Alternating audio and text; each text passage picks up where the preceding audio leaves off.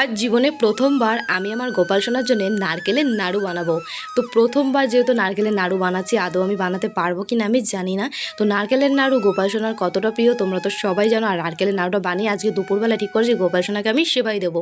তো চলো বেশি দেরি না করে তাড়াতাড়ি করে নারকেলের নাড়ুটা বানানো যাক। তো নারকেলের নাড়ুটা বানানোর জন্য প্রথমত লাগবে একটা বড় দেখে নারকেলটাকে কেটে নিয়ে ফাটিয়ে নিয়ে চলে এসেছি ঘরে। তো এখন নারকেলটাকে খুব সুন্দর করে কিন্তু আমি কুড়িয়ে নিচ্ছিলাম। তো আমার কিন্তু বেশি হাতে সময় নেই, তাড়াতাড়ি করে কিন্তু নাড়ুটা বানাতে হবে, কারণ 12টার মধ্যে গোপাল সোনাকে সেবাই দেবো আমি নারকেলের নাড়ু। তো এই দেখো নারকেলের নাড়ুটা বানানোর জন্য গুড়টা দিয়ে খুব ভালো করে মাখিয়ে আমি পাক দিয়ে নামিয়ে নিয়েছি। এখন নাড়ুগুলোকে গোল গোল করে নিচ্ছিলাম। তো চলো নাড়ুগুলো গোল গোল করে বানাতে বানাতে আজকে তোমাদের ছোট্ট একটা কমেন্ট বলি বন্ধুরা। দিদি ভাই তোমার গোপালের ভিডিও বানাচ্ছ না? গোপালের ভিডিও আমার খুব সুন্দর লাগে, আমার নাম দেবব্রত।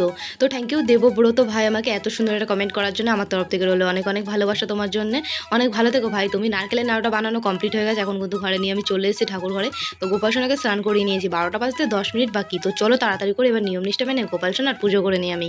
তো বন্ধুরা আমার ইউটিউব চ্যানেলে কিন্তু গোপাল সোনার নাড়ু বানানো থেকে পুজো করার পুরো বড় ভিডিওটা কিন্তু পোস্ট হয়ে গেছে, তোমরা কিন্তু ইউটিউব চ্যানেলে গিয়ে বড় ভিডিওটা দেখে নিও। তো বন্ধুরা যেতে যেতে কেউ কিন্তু রাধে রাধে বলতে ভুলো না। রাধে রাধে বন্ধুরা, তোমাদের নামগুলো বলেও।